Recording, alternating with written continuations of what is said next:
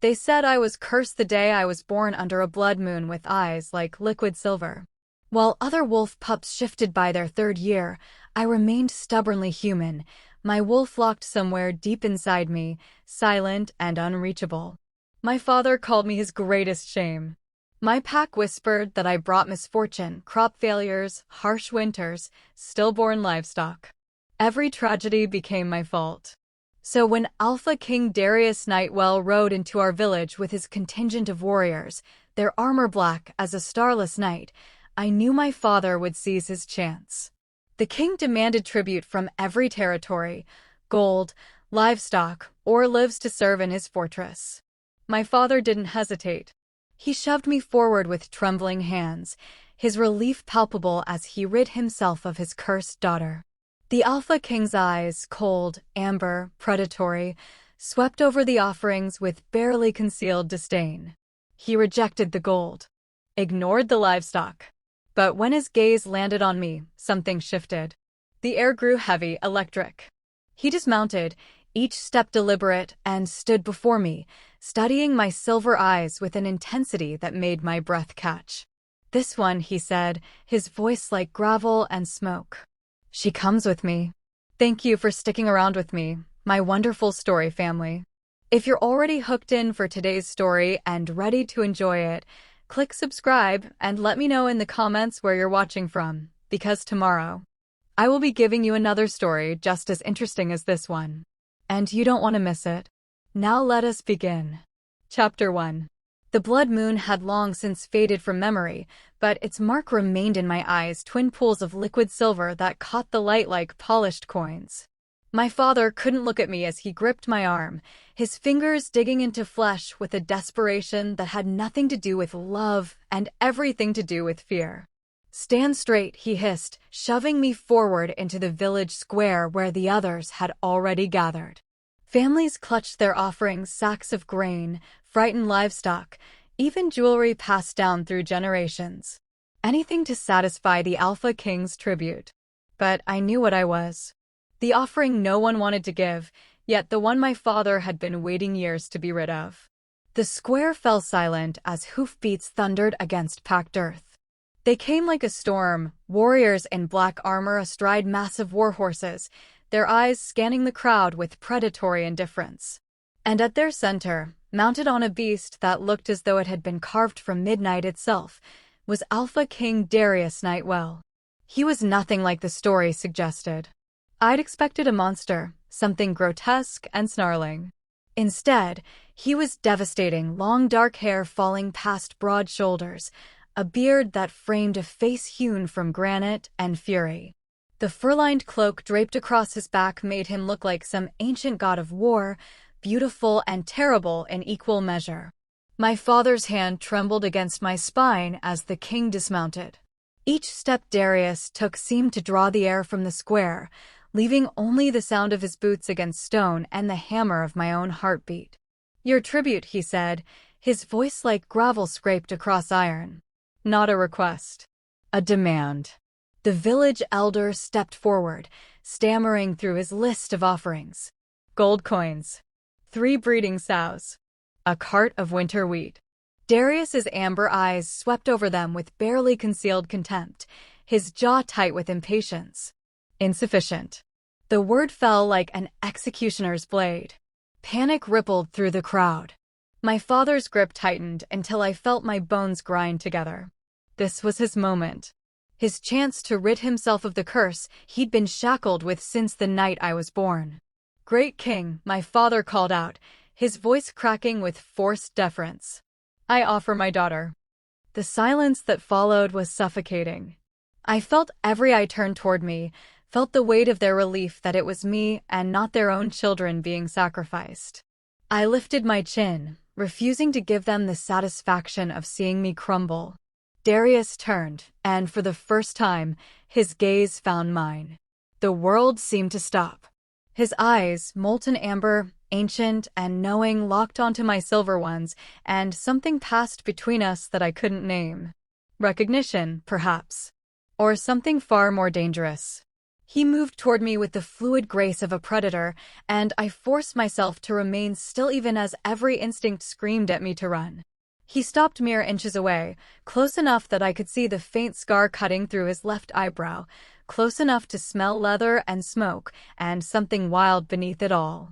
"Silver eyes," he murmured, almost to himself. His hand rose, and I flinched despite my resolve, but he only lifted a strand of my pale hair, studying it as though it held secrets. Moon touched. I didn't know what that meant. No one did. "This one," he said, his voice carrying across the square with absolute authority. "She comes with me." My father's relief was palpable, disgusting in its naked gratitude. He released me so quickly I stumbled forward, and Darius caught my elbow with surprising gentleness before his expression hardened once more. "The rest is acceptable," he continued, addressing the elder without looking away from me. "Consider your tribute paid." They bound my wrists not with rope, but with leather cords soft enough not to chafe yet strong enough to remind me of my new status.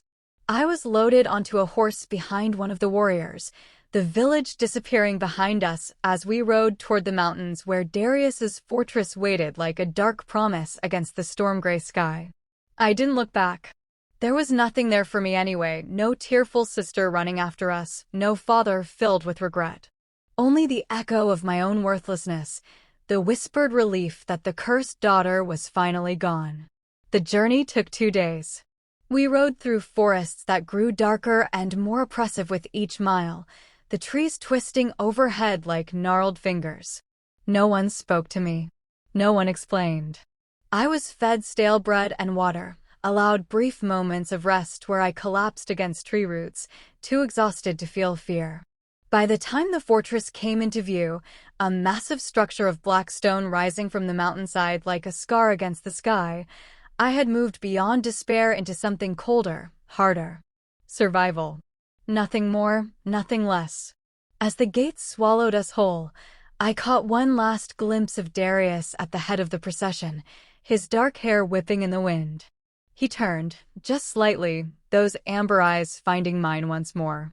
And I realized with cold certainty that whatever fate awaited me within those walls, it would be far worse than anything my father could have imagined. Chapter 2. The fortress swallowed me whole the moment I crossed its threshold. Guards hauled me from the horse without ceremony, my legs barely supporting my weight after 2 days of brutal riding. The courtyard stretched vast and empty around us, flagstones dark with recent rain, the air thick with the smell of dampness and something else, something metallic that made my wolf stir uneasily in the depths where she'd always hidden. No welcoming party. No curious onlookers. Just the echo of iron-shod boots against stone and the oppressive weight of walls that seemed to lean inward, watching. They dragged me through corridors that twisted and turned like a labyrinth, torches casting shadows that danced with a life of their own. Tapestries hung from the walls depicting battles and conquests, the embroidered wolves frozen mid-snarl with threads of silver and gold. Beautiful and terrible, like everything else in this place. We descended. Down stone steps worn smooth by countless feet, down into the belly of the fortress, where the air grew colder and the torchlight dimmer.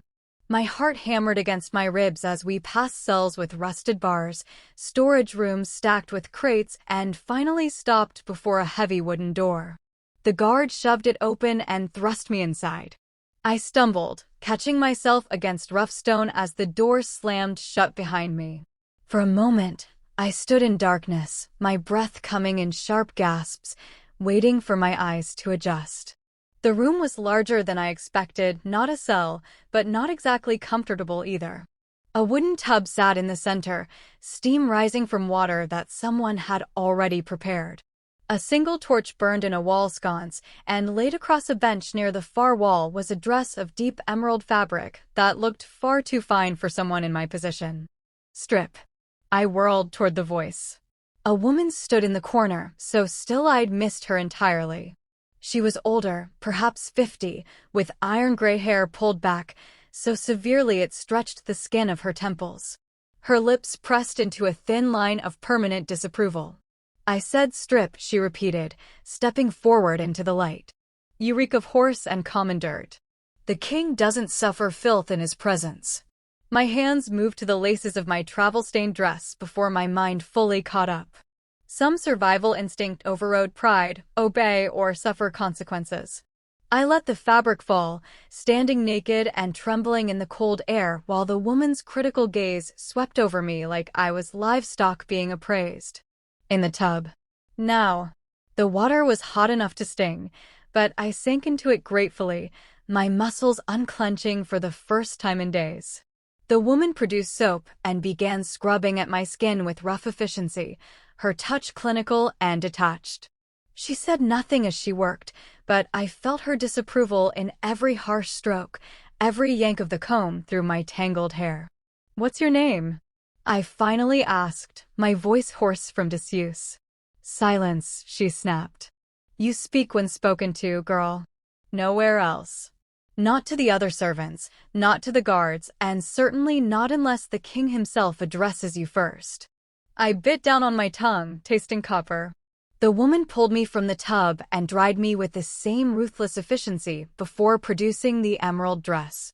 The fabric whispered against my skin as she laced it tight, the bodice fitted and the skirts heavy. It was the finest thing I'd ever worn, which only made the situation more horrifying. Why? The word escaped before I could stop it. Why dress me like this if I'm just a servant? The woman's hand cracked across my face so fast I didn't see it coming. Pain exploded across my cheek, bright and sharp. You don't ask questions, she hissed, leaning close enough that I could smell the sourness of her breath. You're here because the king wills it. What he wants with you is his business alone. But I've seen girls like you before, pretty things he brings back from the territories. They never last long. Ice flooded my veins. What happens to them? Another slap, harder this time. My vision swam, ears ringing. Learn your place quickly, or you won't survive the week. She grabbed my arm, nails digging through the silk, and dragged me toward the door. The king has requested your presence. You will bow when you enter. You will speak only if he permits it. And you will remember that your life belongs to him now. One wrong word, one moment of defiance, and it's not just you who suffers, it's your family. Your village. Everyone you've ever known. The threat settled over me like a shroud as she pulled me back through the maze of corridors, this time climbing upward. My cheek throbbed where she'd struck me, but I kept my face carefully blank, my breathing even. The woman was right about one thing: I needed to learn quickly if I wanted to survive. We emerged into a section of the fortress that stole what little breath I had left. Here, the oppressive darkness gave way to something almost beautiful: polished floors of black marble, walls hung with silk instead of tapestry, and windows of stained glass that caught the dying light and turned it into pools of crimson and violet. Luxury masking cruelty, I realized. A gilded cage was still a cage. The woman stopped before a set of double doors carved with intricate patterns, wolves and moons intertwined in an endless dance. She knocked once, sharp and deliberate. Enter. The voice from within made my skin prickle with recognition. The doors swung open, and I found myself standing at the threshold of a vast chamber dominated by a desk of dark wood and walls lined with books that reached toward a ceiling lost in shadow. And there, silhouetted against a window overlooking the storm-dark mountains, stood Alpha King Darius Nightwell. He turned, those amber eyes finding me immediately, and something in his expression made my blood run cold. Not cruelty exactly, but hunger. Assessment. Like I was a puzzle he intended to solve, piece by bloody piece. Leave us, he commanded, never looking away from me. The woman bowed and retreated, the doors closing with a sound like a death knell. I stood alone before the king, dressed in silk and terror, and wondered what exactly I'd been brought here to face. Chapter 3. The summons came at midnight, delivered by a different servant, a younger woman with haunted eyes who wouldn't meet my gaze. She'd found me in the small chamber where they'd confined me after my audience with the king, a room barely larger than a closet with a narrow bed and a single window that looked out onto nothing but stone. You're to go to the king's chambers, she whispered, her voice trembling. Now, I'd been expecting this, dreading it. Whatever the king wanted with me, whatever purpose I'd been dressed and prepared for, it would reveal itself tonight. I followed her through corridors I was beginning to recognize, though the fortress seemed different in darkness, more alive somehow, as if the shadows themselves were watching. We climbed a spiral staircase that seemed to go on forever, higher and higher into one of the towers. The servant stopped at a door of heavy iron-banded oak, so out of place among the finery that my stomach twisted with fresh dread. Knock 3 times, she said, already backing away. And may the moon have mercy on you. Then she fled, her footsteps echoing down the stairs until I was alone with the door and the suffocating silence. I raised my fist and knocked once, twice, 3 times. The sound seemed to swallow itself, disappearing into whatever waited beyond. No answer came. I waited, my heart thundering so loud I could hear it in my ears. Still nothing. Against every instinct screaming at me to run, I reached for the handle. It turned easily, the door swinging inward with a low groan that raised the hair on my arms. The chamber beyond was vast and dark, lit only by a dying fire in a hearth large enough to stand in. Heavy curtains blocked the windows, and furniture loomed like hulking beasts in the shadows, a massive 4-poster bed, chairs, a wardrobe carved with the same wolf and moon pattern I'd seen throughout the fortress. Hello. My voice came out smaller than I intended. A sound answered me. Low, guttural, somewhere between a growl and a groan. It came from the far corner of the room, from a darkness so complete the firelight couldn't penetrate it. Every muscle in my body locked. That wasn't human. Whatever made that sound was not human. Your Majesty? I tried again, taking a step backward toward the door. Movement exploded from the shadows, something large and fast and wrong. I caught a glimpse of matted fur, of claws that gleamed like obsidian blades, of teeth too long and sharp to belong to any wolf I'd ever seen. The thing that had been hiding in the corner surged toward me, and I did the only thing I could. I ran. Not toward the door, that would mean turning my back on the creature, but sideways, putting the massive bed between us. The beast slammed into the furniture with enough force to crack the wooden posts, its roar shaking the very stones of the tower. I scrambled across the bed, my dress tangling around my legs, and hit the floor on the other side just as claws raked through the space where I'd been. This was it. This was how I died. Torn apart by some monster in the Alpha King's chambers, my body probably tossed from the tower to be forgotten. No one would mourn me. No one would even know. The creature rounded the bed, and for the first time I got a clear look at it in the firelight.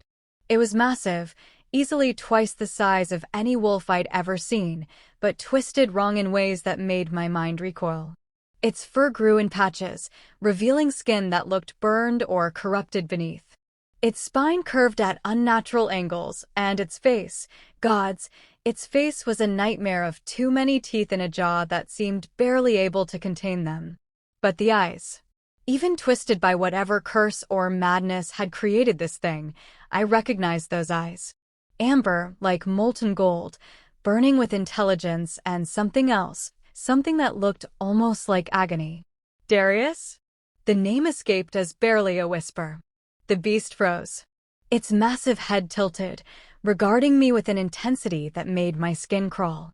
It took a step forward, then another, backing me against the wall until I had nowhere left to go.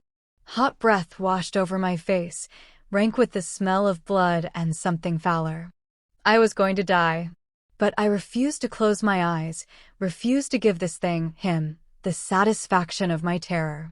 I lifted my chin and met those amber eyes with my silver ones, holding his gaze even as claws the length of daggers rose toward my throat. The beast hesitated. Its paw, if such a massive, twisted thing could be called that, hung in the air between us, trembling. The eyes that stared into mine were no longer just amber but fractured, as if two beings fought for control behind them. Man and monster, locked in a battle I was only just beginning to understand. I see you, I whispered, the words coming from somewhere deep and instinctive. I see what you are. A sound escaped the creature that might have been a whimper if it had come from anything less terrifying. The claws lowered slowly, and the beast took a step back, then another.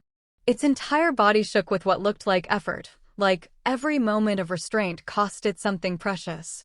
Understanding crashed over me like ice water. This wasn't the king keeping some pet monster. This was the king.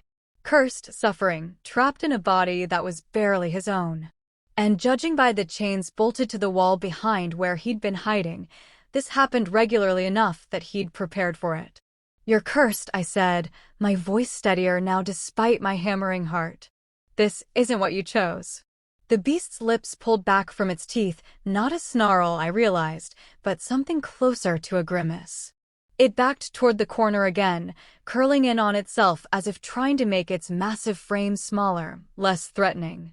The chains clinked as it moved, and I saw with horror that its wrists were rubbed raw where it had clearly struggled against them before.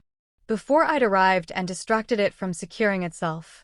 The creature let out another sound, this one almost plaintive, and those amber eyes found mine again. There was a question in them, or maybe a plea. "Don't tell. Don't reveal what you've seen."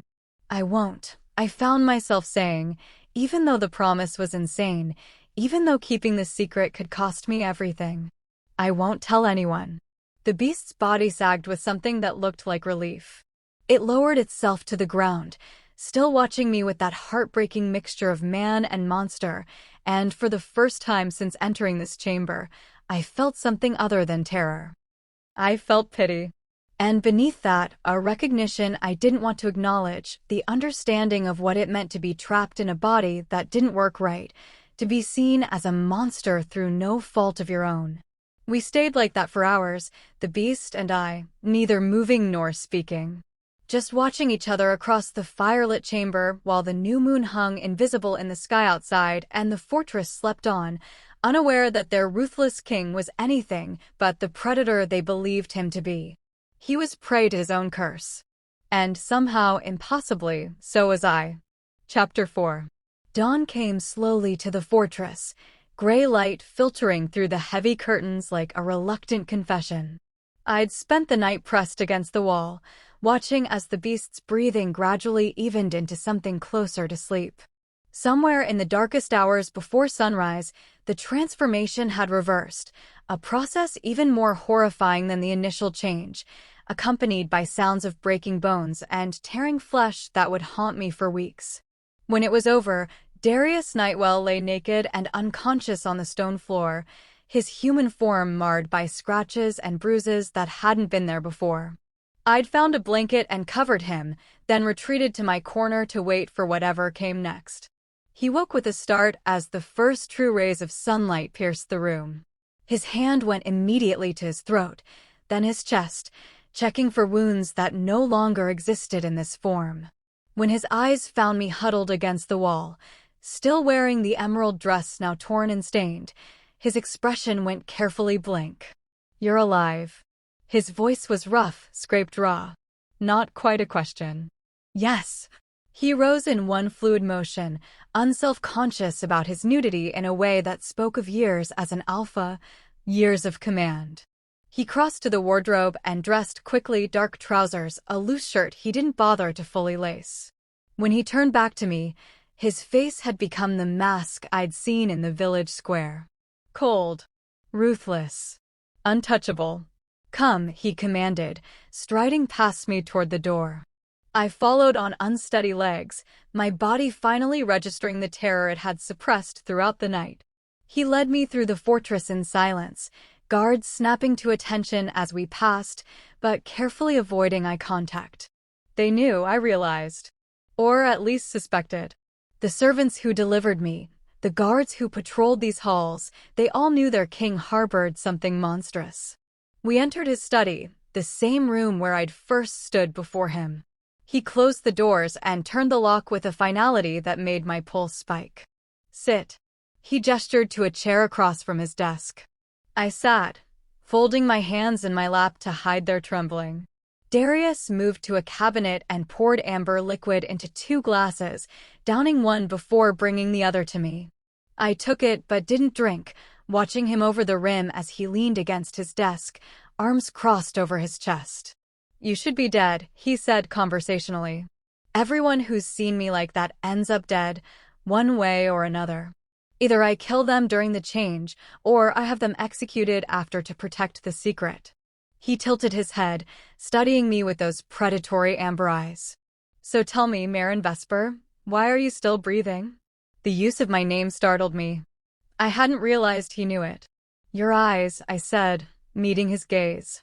"When the beast looked at me, I saw you inside. Still fighting. Still aware." Something flickered across his face, surprise, perhaps, or pain. "That's not possible. During the change, I'm barely conscious.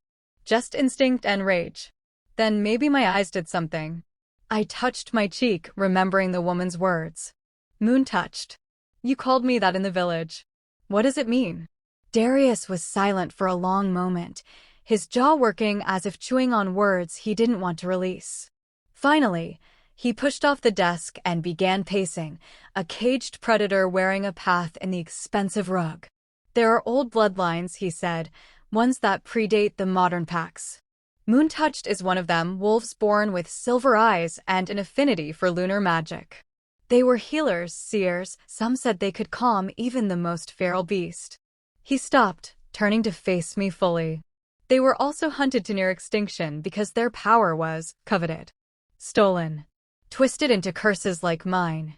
The pieces began assembling themselves in my mind, a picture I didn't want to see forming. "Someone with moon-touched blood cursed you." "A witch," he confirmed, his voice going flat. "One who claimed to have moon-touched ancestry. I destroyed her coven after they slaughtered an entire village under my protection. She cursed me with her dying breath to become the monster I'd called her, to lose myself completely with each new moon until eventually I wouldn't come back at all." "How long?" I asked quietly. 5 years. Each month it gets harder to hold on to myself. Each time I wake up not knowing if this will be the last time I wake as a man." He moved to the window, his silhouette dark against the morning light. "So you understand why no one can know. Why even a rumor of weakness would bring every rival pack to my gates, eager to claim my territory while I'm vulnerable." "I understand," I said. And I did. In this world, showing weakness was an invitation to be destroyed. He turned back to me, and the ruthlessness had returned to his features. "Then we have a problem. You've seen what I am. You could use that information, sell it to my enemies, destroy everything I've built." He took a step toward me, then another, until he loomed over my chair. "Give me one reason I shouldn't kill you right now and be done with the risk." My heart hammered against my ribs, but I forced myself to hold his gaze. "Because I don't think you want to. If you did, you would have done it already instead of talking." A muscle jumped in his jaw. "Brave words for someone in your position." "Not brave. Desperate." I stood, refusing to be looked down upon any longer.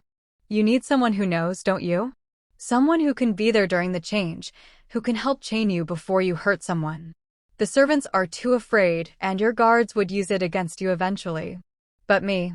I gestured to myself, this cursed outcast in a torn dress. "I have nothing. No power, no allies, no reason for anyone to believe me even if I wanted to talk. I'm already dead to my pack, to my family. All I have is survival." Darius stared at me for a long moment, his expression unreadable. Then, unexpectedly, his lips curved into something that wasn't quite a smile. "You're either very clever or very foolish. I haven't decided which. Can't I be both?" That earned a short laugh, sharp and humorless. He moved back to his desk, pouring himself another drink. "Here's what's going to happen. You will stay in the fortress. You will tell no one what you saw, not the servants, not the guards, not a soul. During the new moon, you will come to my chambers and help ensure I'm properly restrained before the change completes." "And in return?" I asked, because there was always a price. "In return, I won't kill you." He raised his glass in a mock toast. "I'll provide you with a comfortable room, suitable clothing, enough food to keep you healthy. You'll be treated as my personal attendant. It will raise questions, but let them question." As long as you keep my secret, you'll live. It wasn't a generous offer. It was barely an offer at all, servitude in exchange for breathing. But it was more than I'd had yesterday, more than I'd expected when my father shoved me forward in that village square. I want one thing more, I heard myself say. His eyebrows rose. You're bargaining? Bold. Access to your library. The words came out in a rush before I could reconsider. I want to read about moon-touched bloodlines, about curses, about everything you have on the subject. Why? Because if I'm going to spend every new moon locked in a room with a monster, I want to understand what I'm dealing with. And maybe. I hesitated, then plunged forward. Maybe there's a way to help. To break the curse. Darius's expression went carefully neutral, but I saw something flash in his eyes. Hope, perhaps, or the ghost of it. Something long buried, but not quite dead. The curse can't be broken, he said, but his voice lacked conviction. I've had every scholar, every hedge witch, every so-called expert examine it. Nothing works. Then what do you have to lose by letting me try? We stood there in the morning light, two cursed outcasts bound by secrets and survival, and I saw the moment he made his decision. It was in the subtle relaxation of his shoulders, the way his hand stopped gripping his glass like a weapon. Fine, he said. The library is yours. But Marin. He stepped close enough that I could see the faint scars on his throat, evidence of transformations past. If you betray me, if you speak one word of this to anyone, I won't just kill you. I'll make sure your death takes days, and I'll make your family watch. Are we clear? I should have been terrified. Any sane person would have been. Instead, I felt something settle in my chest, not quite relief, but its distant cousin. Purpose. Crystal clear, Your Majesty. Darius, he corrected, surprising us both. When we're alone, it's just Darius. I nodded, not trusting my voice. He moved to the door and unlocked it, then gestured for me to precede him. I'll have someone show you to your new quarters, he said, his tone formal once more, the mask sliding back into place. Rest today. Tonight, you begin learning what it means to cage a beast. As I walked past him, our shoulders nearly brushing, I caught the scent of him beneath the smoke and leather, something wild and wounded.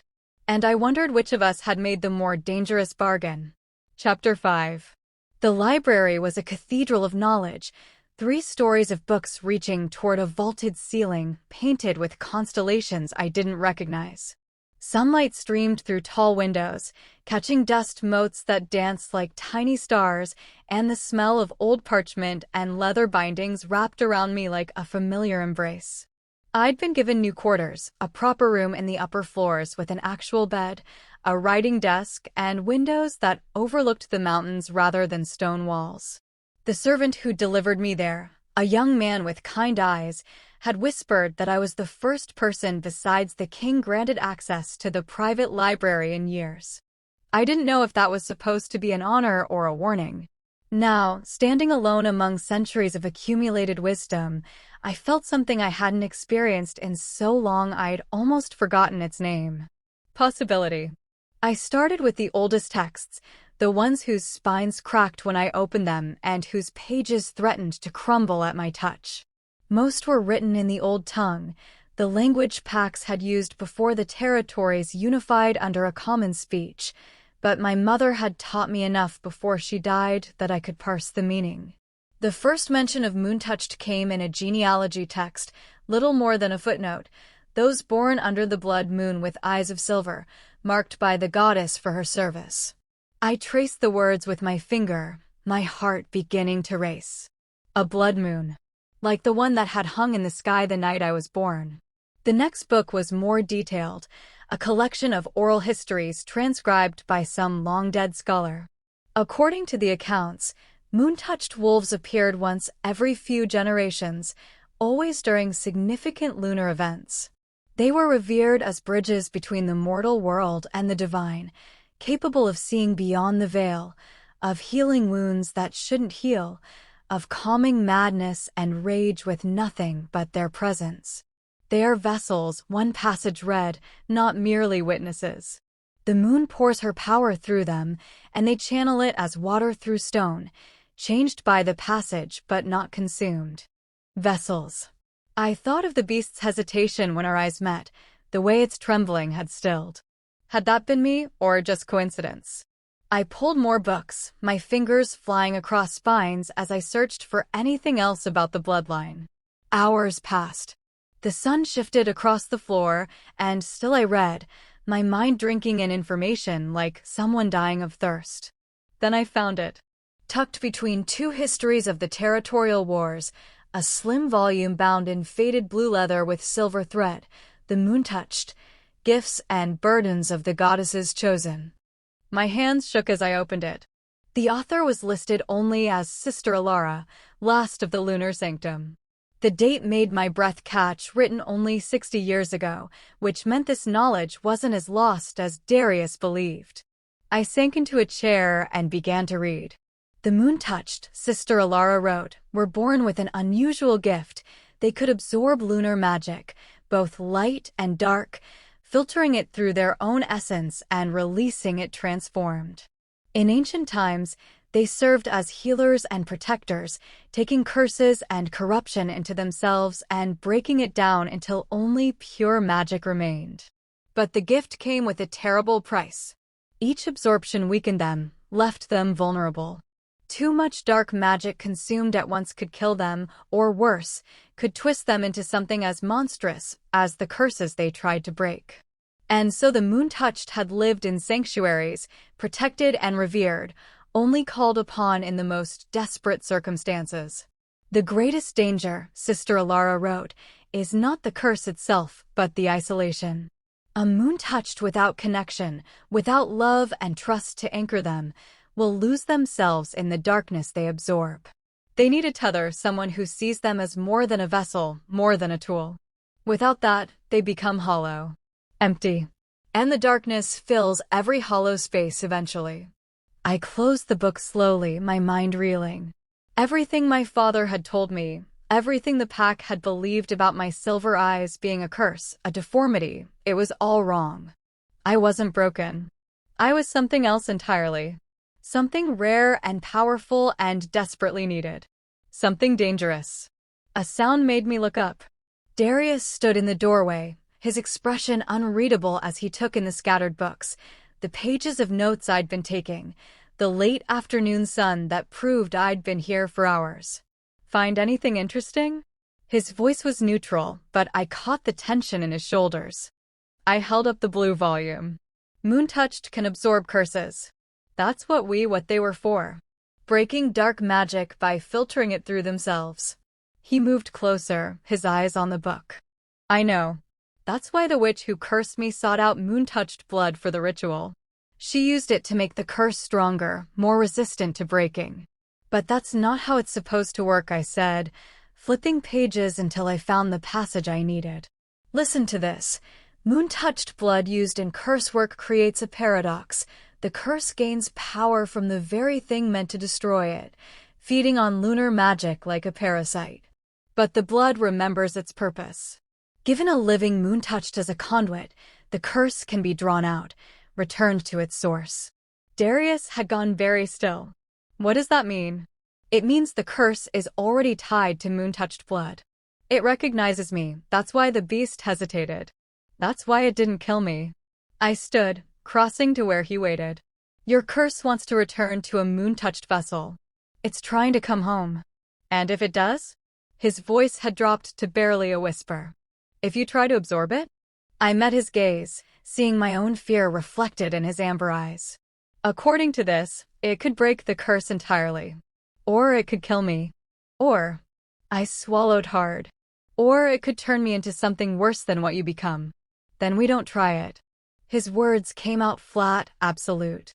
I won't risk that. Why not? The question burst out before I could stop it. I'm nobody. A cursed outcast sold off by her own father. What does my life matter compared to breaking a curse that's slowly destroying you? His hand shot out and gripped my chin, forcing me to look at him. The touch was firm but not painful, and his eyes blazed with something I couldn't name. Your life matters because I say it does, he growled. You're under my protection now. That means I decide what risks you take, and I'm not letting you destroy yourself trying to save me. That's not your choice to make. I pulled free from his grip, anger rising hot in my chest. For 23 years, everyone else has decided what I am, what I'm worth, what I'm allowed to do. My father decided I was a curse. My pack decided I was worthless. You decided to bring me here. When do I get to decide?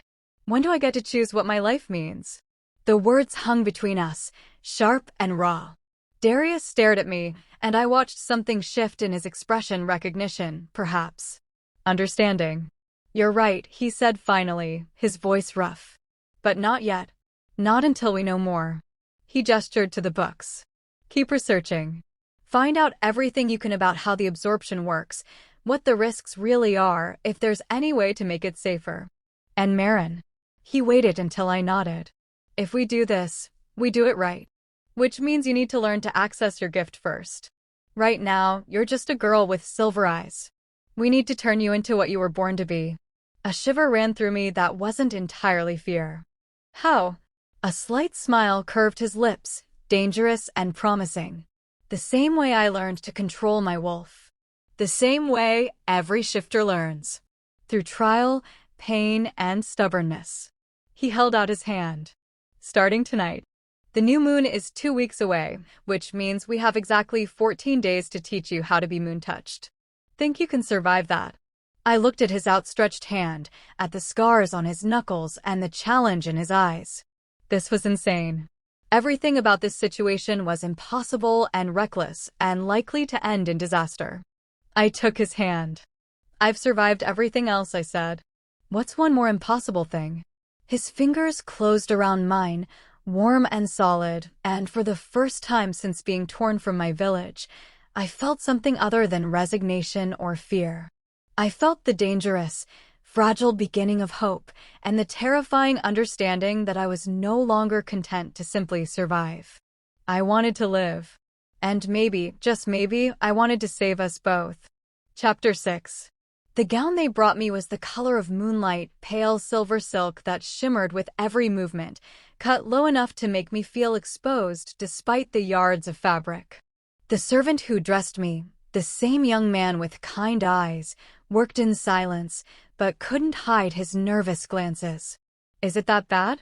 I finally asked as he adjusted the jeweled belt at my waist. The court hasn't had a royal companion in 5 years, he said quietly. Not since Lady Isadora. They'll tear you apart if they think you're weak. What happened to Lady Isadora? His hands stilled. She disappeared the night of a new moon. The king said she'd betrayed him, fled to a rival pack. But some say... He trailed off, then shook his head. Forget I said anything. Just keep your wits about you tonight, my lady. Trust no one but the king. The great hall was a cavern of wealth and menace, its vaulted ceiling disappearing into shadow, while chandeliers dripping with crystals cast fractured light across the assembled court.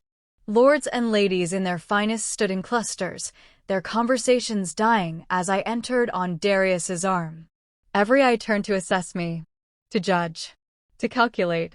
Darius wore black trimmed in silver, a crown of twisted metal sitting on his dark hair like a captured storm. He looked every inch the ruthless king, his expression carved from stone as he led me down the center aisle toward the twin thrones at the far end. I felt his tension through the arm beneath my fingers, the coiled readiness of a predator expecting attack. Smile, he murmured, too low for anyone else to hear. Show them you're not afraid. I lifted my chin and did as commanded, though my heart hammered against my ribs hard enough to bruise. We reached the dais, and Darius turned to face the court. His voice, when he spoke, carried to every corner of the hall with the weight of absolute authority. My lords and ladies, I present Marin Vesper. She is under my personal protection and will serve as my companion. Any insult to her is an insult to me. Any harm that befalls her will be answered in blood. His amber eyes swept the room, daring anyone to object. Is that understood? Silence greeted his proclamation, heavy, shocked, and seething with unspoken questions. Then a woman stepped forward from the crowd, her gown a deep crimson that matched her painted lips. She was beautiful in a sharp, dangerous way, with black hair piled high and eyes like chips of obsidian.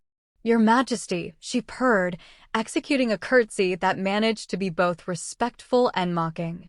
"What an unexpected honor. But surely you can understand our surprise. An unknown girl from the territories, elevated to such a position? One wonders what special talents she possesses to merit such favor." The insinuation hung in the air, crude and deliberate. Heat flooded my cheeks, but before I could respond, Darius descended the steps with lethal grace. "Lady Cordelia," he said, his voice soft as silk and twice as dangerous. "How kind of you to express your curiosity, though I don't recall requesting your opinion on my choices." He stopped mere inches from her, and I saw her smile falter. "Perhaps you'd like to wonder aloud about my other decisions? My battle strategies? My trade agreements? I'm certain the court would be fascinated by your insights." Lady Cordelia's face paled beneath her rouge. "Of course not, Your Majesty. I meant no offense." "Then I suggest you remember your place." He turned back to me, offering his hand to help me onto the dais. "Marin, allow me to introduce you to my court. Most are loyal, some are useful, and a few are simply waiting for their chance to stab me in the back." He said it loud enough to carry, and nervous laughter rippled through the assembly. "I trust you'll learn quickly which is which."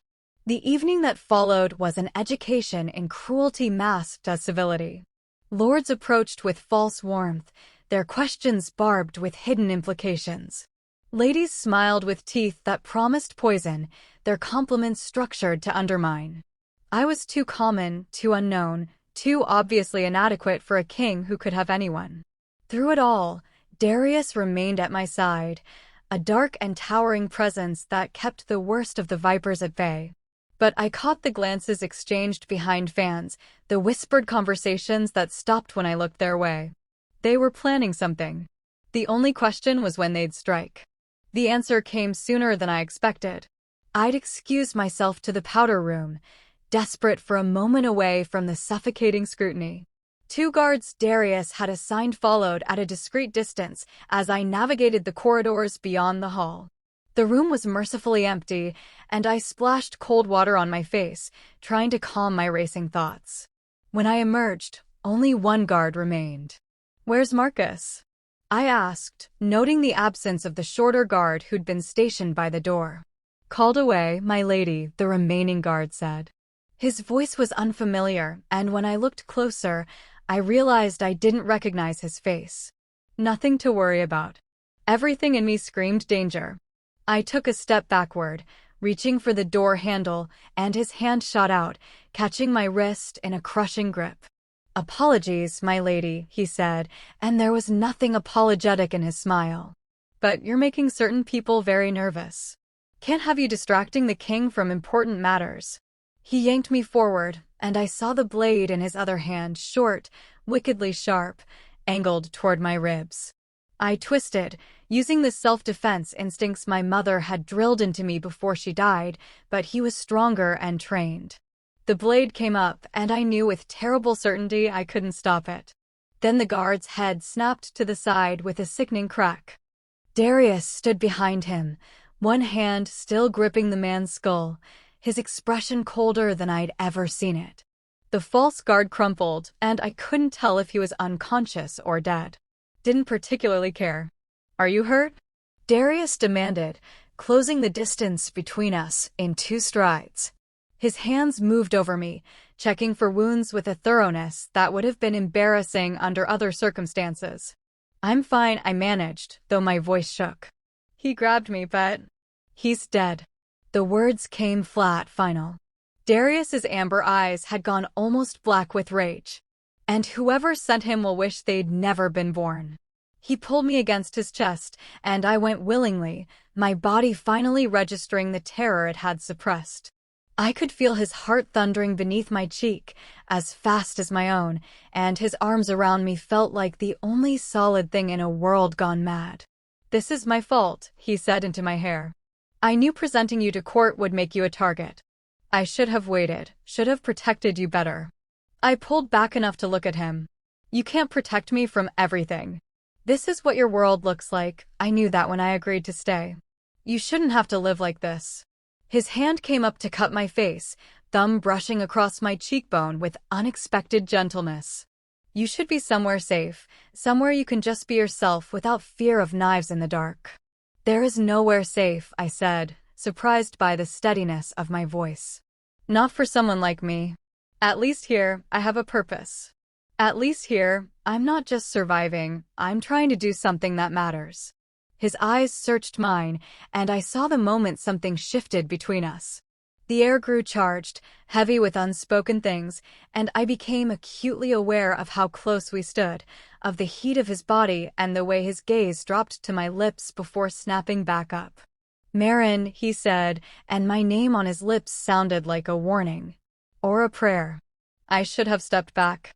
Should have remembered that this man was dangerous, cursed, capable of tearing me apart in more ways than one. But instead, I leaned closer, drawn by something I didn't want to name. We should return to the hall, he said finally, though he didn't move. I need to make an example of whoever ordered this. They need to understand that you are untouchable. He released me slowly, and I felt the absence of his warmth, like a physical loss. We walked back together, his hand at the small of my back, possessive and protective in equal measure. The court fell silent as we entered. Darius ascended the dais and turned to face them, his expression a mask of contained fury that made even the boldest lords take a step back. There has been an attempt on Marin's life, he announced, his voice cutting through the hall like a blade. One of my own guards, bribed or coerced into betrayal. He is dead. But whoever paid him, whoever thought they could remove her without consequence, he paused, letting the words hang. Come forward now, and I'll make your death quick. Make me hunt you down, and I promise you'll beg for the mercy of the new moon's beast. No one moved. No one breathed. Very well, Darius continued. Then understand this. Marin Vesper is not merely under my protection. She is mine. My companion, my choice, and anyone who harms her answers to me personally. His eyes swept the crowd, and I saw several nobles flinch under his gaze. I suggest you adjust your plans accordingly. He held out his hand to me, and I took it, climbing the steps to stand beside him on the dais. Together, we faced the court, the ruthless king, and the cursed outcast, bound by secrets and survival and something far more dangerous growing between us. Lady Cordelia watched from the crowd, her crimson lips pressed into a thin line. Others whispered behind their hands, recalculating, reassessing. I'd survived my first test, but I knew with absolute certainty it wouldn't be my last. As Darius led me from the hall hours later, his hand never leaving mine, I realized with equal parts terror and exhilaration that I was no longer just trying to survive. I was falling for this impossible man, this cursed king who saw me as something more than broken. And that was the most dangerous thing I'd ever done. Chapter 7. The fortress felt wrong from the moment I woke. The air hung too heavy, too still, as if the world itself was holding its breath. Through my window, the sky had gone dark despite the hour, clouds thick and roiling, blocking out the sun. Somewhere in the distance, thunder rumbled like a warning. The darkest new moon of the year. The servants had whispered about it for days, their fear palpable. This was the night when the curse would be at its strongest, when the beast came closest to consuming Darius entirely. I found him in the training yard, shirtless and gleaming with sweat, as he drove his sword through wooden posts with savage efficiency. Each strike sent splinters flying, and I could see the tremor in his hands even from across the courtyard. He was already fighting it, hours before moonrise. You shouldn't be here, he said without turning, somehow sensing my presence. Go back inside. Lock your door and don't come out until morning. No. I descended the steps, my own hands clenched to hide their shaking. We agreed. Every new moon, I'm with you. Not this one. He spun to face me, and I saw the fear naked in his amber eyes. Marin, you don't understand. The darkest moon, it's different. Stronger.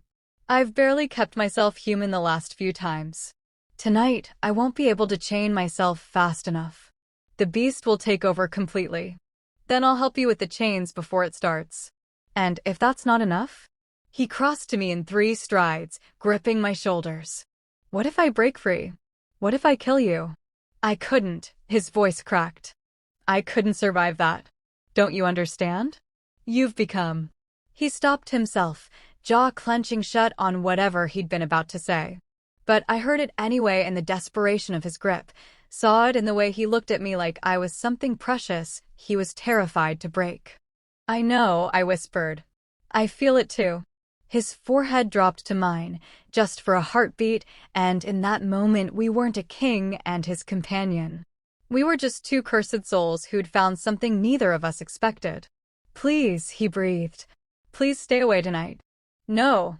He pulled back, something like anger flashing across his face. Why are you so determined to die for me?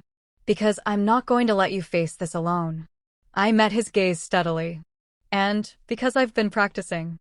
The lunar meditation Sister Alara wrote about, the techniques for channeling moon magic. I think I can do this, Darius. I think I can reach you even when the beast takes over.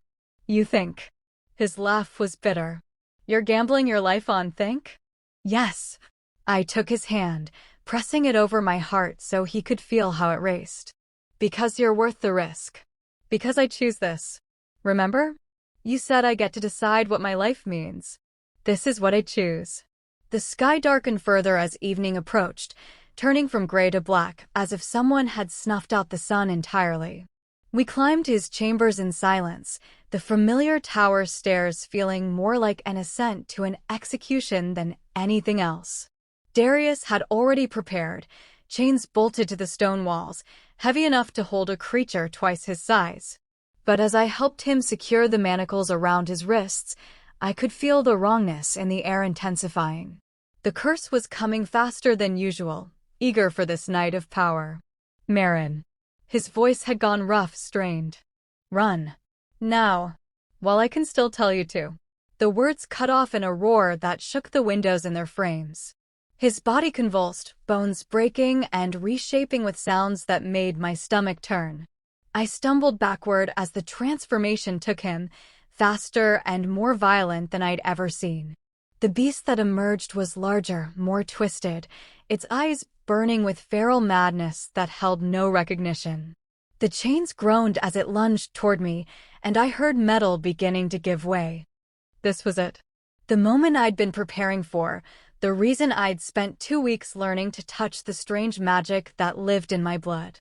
I closed my eyes and reached for it now, that cool, silver power that hummed just beneath my skin. Darius, I said, opening my eyes to face the beast. I know you're in there. I know you can hear me. The creature snarled, foam flecking its muzzle. One of the chains snapped with a sound like a gunshot. I stepped forward instead of back, every instinct screaming at me to flee. My silver eyes met those burning amber ones, and I let the magic rise, not forcing it, but allowing it to flow through me like water through cupped hands. I see you, I whispered, and pushed. The world inverted. Suddenly, I wasn't standing in the chamber anymore, but somewhere else, a landscape of shadows and pain, where the curse lived like a cancer wrapped around Darius's consciousness. I could feel him here, a spark of humanity buried deep beneath layers of dark magic that pulsed and writhed like living things. The curse sensed me immediately. It turned its attention from Darius to this new threat, this moon-touched vessel it recognized and hungered for.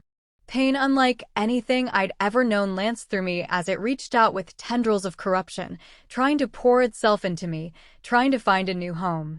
I screamed, but I didn't let go. Instead, I pulled harder, dragging the curse away from Darius's essence like ripping thorns from flesh. It fought me, tearing at my mind, my soul, filling me with visions of violence and despair. I saw the witch who'd cursed him, saw her dying face twisted with hatred. Saw every person Darius had killed as the beast, every drop of blood spilled in his name. The darkness wanted me to drown in it, wanted me to become it. But I held on to one thing, the memory of Darius's hand in mine, the warmth of his arms around me, the way he looked at me like I mattered. Like I was worth saving. If he was worth that to me, then I was worth it to myself. I stopped pulling and started absorbing instead, the way Sister Alara's text described. I let the curse flow into me but didn't let it take root. I filtered it through my own essence, through the moon magic in my blood, breaking down the corruption into its component parts. It hurt, gods, it hurt worse than anything, but piece by piece, I dismantled what the witch had built. And deep within the darkness, I felt Darius fighting alongside me. His will joined with mine, pushing back against the curse, reclaiming the pieces of himself he'd thought lost forever. The curse screamed, an actual sound that existed somewhere between the physical world and this psychic battlefield. It thrashed, desperate, dying. Then it shattered. I gasped, slamming back into my body so hard I hit the floor. Pain radiated through every nerve, and I tasted blood in my mouth. But I was alive. I was whole. And, more importantly, Darius knelt before me, human and naked and whole, staring at his hands like he'd never seen them before. The chains hung broken around him, but the beast was gone. Truly gone. I could feel its absence like a sudden silence after years of screaming. "Marin," he breathed, reaching for me with trembling fingers. How did you? I tried to answer, but the world tilted sideways.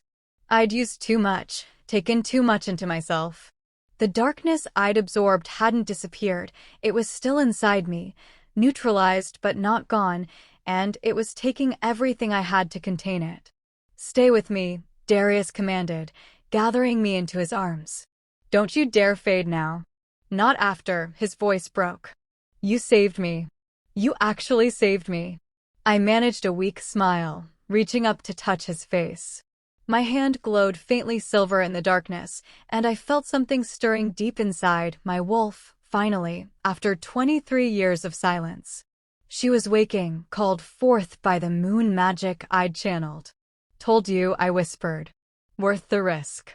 Then the darkness pulled me under, and I knew nothing more. Chapter 8. I woke to silver light and agony. My body felt like it had been torn apart and stitched back together with lightning. Every breath sent sparks of pain through my chest, and when I tried to move, my muscles screamed in protest. But underneath the pain, I felt something else, something wild and powerful and finally awake. My wolf. After 23 years of silence, she was there. "Don't move." Darius's voice came from somewhere close, rough with exhaustion, and something that sounded like fear. "You've been unconscious for 2 days. The healers said they didn't know if you'd wake up." I forced my eyes open. The room swam into focus slowly, his chambers, but transformed. Sunlight streamed through windows I didn't remember being uncovered, and the oppressive darkness that had always clung to this space was gone. Even the air felt different, lighter, as if the curse's absence had lifted a weight from the very stones. Darius sat beside the bed, still shirtless, his hair loose and wild around his shoulders. Dark circles shadowed his eyes, and I realized he hadn't slept. Hadn't left. His hand gripped mine so tightly it would have hurt if I could feel anything beyond the all-consuming ache. "You're crying," I whispered, seeing the tracks on his cheeks. He laughed, the sound broken and raw. "I thought I'd killed you. I thought I'd let you sacrifice yourself, and there was nothing I could do but watch you fade." His free hand came up to cut my face, thumb brushing my cheekbone with devastating gentleness. "Don't ever do that to me again." "Can't promise that." I tried to smile, but it turned into a grimace as fresh pain lanced through me. "Is it gone?" "The curse?" "Yes." The word came out like a prayer. "Last night was the new moon. I stayed human. I felt nothing, no pull, no transformation, no beast clawing at my mind. It's completely gone, Marin. You broke it." Pride warmed through me despite the pain. "We broke it. I felt you fighting with me, holding on while I stopped, remembering the darkness, the way it had tried to consume me. There's still some of it inside me. Neutralized, but not destroyed. I don't know what that means. It means you need rest." A new voice spoke from the doorway, an elderly woman in healer's robes, her expression stern but kind. And careful monitoring. You've done something unprecedented, child. Absorbed a curse that powerful without being consumed by it. Your moon-touched blood saved you, but you're changed now. Transformed. My wolf, I said, feeling her presence like a warm weight in my chest. She's awake. The healer nodded. The magic you channeled forced the shift you could never access before. Your wolf had to emerge to help contain the darkness, to give you the strength to survive. She's part of you now in a way she never was before, truly bonded, truly one. I closed my eyes and reached inward, feeling for her. She was there, silver and luminous and patient, waiting for me to be strong enough to meet her properly. Soon, she seemed to say, "When you're ready, we'll run together." Tears stung my eyes. After a lifetime of being told I was broken, of believing my wolf had rejected me, here she was. She'd been there all along, just waiting for the moment I needed her most. "Everyone out," Darius commanded suddenly. "Give us the room." The healer started to protest, but something in his expression made her think better of it. She bowed and retreated, closing the door softly behind her. In the sudden silence, I could hear both our hearts beating, his fast and frantic, mine slower but stronger with each passing moment. "I need to tell you something," he said, his voice barely above a whisper. "And I need you to listen without interrupting because I don't know if I'll have the courage to say it twice." I nodded, not trusting my voice. 5 years ago, when the witch cursed me, she didn't just curse me to become a beast. She cursed me to die alone, to never trust, never love, never let anyone close enough to break the spell. Because the only way to break a curse born of hatred is through connection. Through trust. He stopped, jaw working as he fought for words. Through love. My breath caught. "Darius. Let me finish." His grip on my hand tightened. I tried everything to break the curse except the one thing that could actually work. I isolated myself. Built walls so high no one could climb them. I became the ruthless king everyone feared because it was safer than being vulnerable. And then his voice cracked. Then you stumbled into my chambers with your silver eyes and your stubborn refusal to be afraid of me, and you broke every wall I'd spent years building. I was terrified of you, I admitted. But you stayed anyway. You saw the beast and chose to see the man inside it. You researched and trained and threw yourself into danger to save someone who'd given you every reason to hate him. He leaned closer, his forehead nearly touching mine.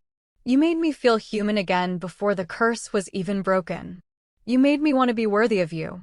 And gods, Marin, I don't know when it happened, but somewhere between that first night and now I fell in love with you. The words hung between us, precious and terrifying. I should have been cautious, should have remembered all the reasons this was complicated and dangerous. But lying there, weak and transformed and so full of feeling I could barely contain it, I couldn't bring myself to be careful. "I love you too," I whispered. "Even though you're arrogant and ruthless and you threatened to kill my family." He laughed, and it was the most beautiful sound I'd ever heard, genuine and unguarded, the laugh of a man freed from his chains. "I take it back. All the threats. Your family can live. Very generous of you." "I'm feeling generous." His thumb traced my jawline, his amber eyes searching mine. "You saved my life. You saved my soul. What do I possibly give you in return?" "You could start by kissing me." He went very still. "You nearly died 2 days ago." The healer said. I don't care what the healer said. I used what little strength I had to pull him closer. "I've waited 23 years to feel whole. Don't make me wait any longer for this." His resistance crumbled. He kissed me with a gentleness that made my chest ache, his lips soft against mine, his hand cradling my face like I was something infinitely precious. The kiss tasted of salt from his tears and desperation and relief, and underneath it all, something that felt like coming home. When he pulled back, his eyes had gone molten. "Marry me." I blinked, certain I'd misheard. "What?" "Marry me. Not as a companion or a political arrangement, but as my queen. My equal. My mate." His hand moved to rest over my heart, and I knew he could feel it racing. I know it's too soon. I know you probably need time to think about it. But I nearly lost you, and I won't waste any more time pretending this is anything less than what it is. My wolf stirred inside me, and I felt her approval like a warm glow. This was right. This was what we'd been meant for all along, not to be an outcast surviving on the edges, but to be here, with him, building something new from the ashes of our curses. Yes, I said, and watched his expression transform from desperate hope to blazing joy. Yes, I'll marry you. I'll be your queen. Your mate. Your moon touched, I smiled, feeling the truth of it settle into my bones. You're everything.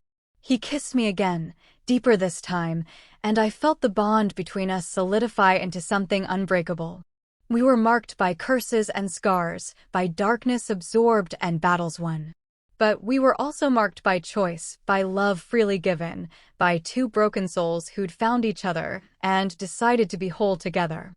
Outside the window, the sun continued to rise, and for the first time in either of our lives, we faced it without fear. Chapter 9. The crown was heavier than I expected, delicate silver filigree worked into the shape of a crescent moon, but weighted with the responsibility of every gaze that would rest upon it. I stared at my reflection in the mirror, barely recognizing the woman who looked back. My silver eyes seemed brighter now, luminous with the magic that had awakened inside me. My hair had been woven with moonstones, and the gown I wore was the color of starlight, flowing like liquid mercury over skin still pale from my ordeal. You don't have to do this today, Darius said from behind me, his reflection joining mine in the glass. The court can wait until you're stronger. The court has waited long enough. I turned to face him, taking in the sight of him in full royal regalia, black and silver, the crown of twisted metal on his head, looking every inch the king he was born to be. And if I wait, they'll say I'm weak. That I'm not fit to stand beside you. Let them say it. His hands settled on my shoulders, warm and solid. I'll have their tongues for speaking against you. I laughed despite my nervousness. You can't execute everyone who doubts me. You'd run out of nobles. I'm willing to try. The great hall had been transformed for the occasion. Banners bearing the royal crest hung from every column, and the assembled court stood in their finest, their faces a mixture of curiosity, resentment, and calculation. I saw Lady Cordelia near the front, her expression carefully neutral, and wondered how many of them had been behind the assassination attempt. How many were already plotting the next one? But I also saw the young servant who'd warned me to be careful, standing among the lower-ranking attendants with something like hope in his eyes. I saw guards who'd remained loyal to Darius through 5 years of whispered rumors about his disappearances during new moons. I saw people who deserved a ruler who was whole, who could protect them without the constant threat of losing himself to a beast. We entered together, Darius's hand at my back, as we walked down the center aisle. The crowd parted before us like water, and I kept my chin high, my steps steady despite the weakness still lingering in my limbs.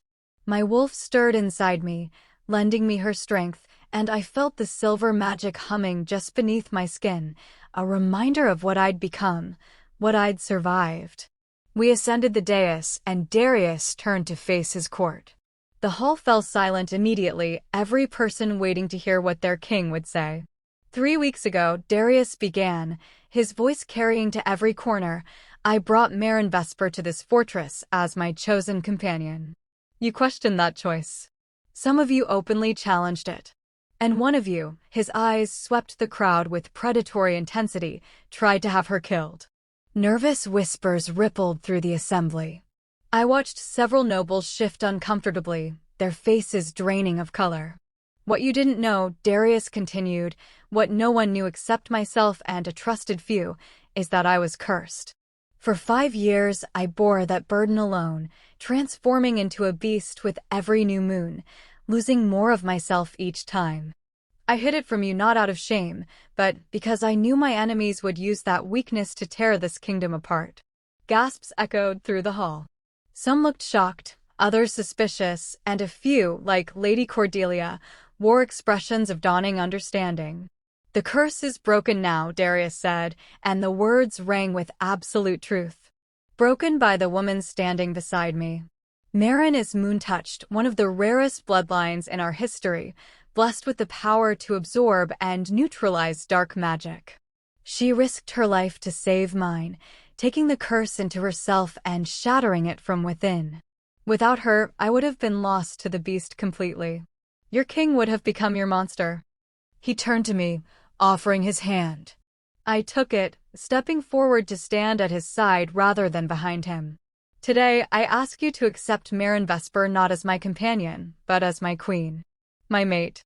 My equal in all things. His voice softened, but lost none of its authority. And I dare anyone here to challenge that choice. Silence stretched taut as a bowstring. Then, slowly, the young servant I'd noticed earlier dropped to one knee. A guard followed, then another. Within moments, the entire hall was kneeling, some reluctantly, others with genuine respect, but all acknowledging the declaration.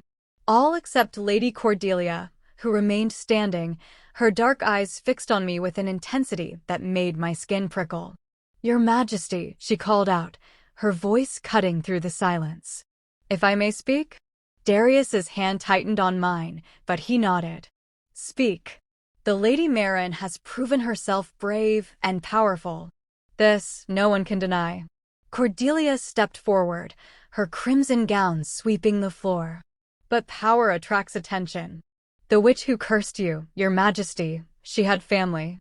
A coven that scattered after you destroyed them, but did not disappear. They will learn what happened here. They will learn that a moon-touched broke their sister's greatest work." My blood ran cold. I hadn't considered that, hadn't thought beyond saving Darius to what might come after. "And they will come for revenge," Cordelia continued, her gaze shifting to me. "Not against the king who killed their sister, but against the girl who undid her legacy. Are you prepared for that, Lady Meryn? To face enemies who've spent 5 years nursing their hatred, waiting for their chance." The court held its collective breath, waiting to see if I would falter. This was the test, not of my power or my love for Darius, but of my resolve. Of whether I could truly be the queen they needed. I stepped forward, releasing Darius's hand so I could stand on my own. My wolf rose inside me, lending me her confidence, and I felt the silver magic pulse once in acknowledgement. "Let them come," I said, my voice steady and clear. I spent 23 years being told I was cursed, broken, worthless. I believed it because everyone around me believed it. But I was wrong, and so were they. I looked out at the assembled court, meeting as many eyes as I could. I'm not broken. I'm moon-touched. I'm the woman who walked into a beast's den and came out stronger. And if the witch's family wants revenge, they're welcome to try, but they'll find I'm not the frightened girl who was dragged here in chains anymore. Murmurs of approval rippled through the crowd. Even Lady Cordelia's lips curved into something that might have been respect. "I can't promise I'll be a perfect queen," I continued. "I'm still learning what it means to be moon-touched, still discovering my power. But I can promise I'll fight for this kingdom the same way I fought for your king, with everything I have, no matter the cost." Darius moved to stand beside me, and the pride in his eyes made my heart swell. "Then it's settled," he declared. "Meryn Vesper is your queen. Any who wish to challenge that may face me directly." No one spoke. No one dared. The ceremony that followed was a blur of oaths and rituals, of the crown being placed on my head and the court pledging their loyalty. But what I remembered most was the moment after, when Darius and I stood together on the battlements overlooking his kingdom, our kingdom now. "Are you afraid?" he asked, his arm around my waist as we watched the sun set over the mountains. Terrified, I admitted, but also excited. "Ready." I leaned into him, feeling the solid warmth of his body against mine. "We survived the curse. We'll survive whatever comes next. Together," he said, and it wasn't a question. Together, I agreed. Somewhere in the distance, storm clouds gathered on the horizon, a promise of threats yet to come, of battles still to be fought. But for now, in this moment, we were whole. We were free. And we were exactly where we were meant to be. The moon touched Queen and her cursed king, standing against the darkness. And this time, we would both be ready.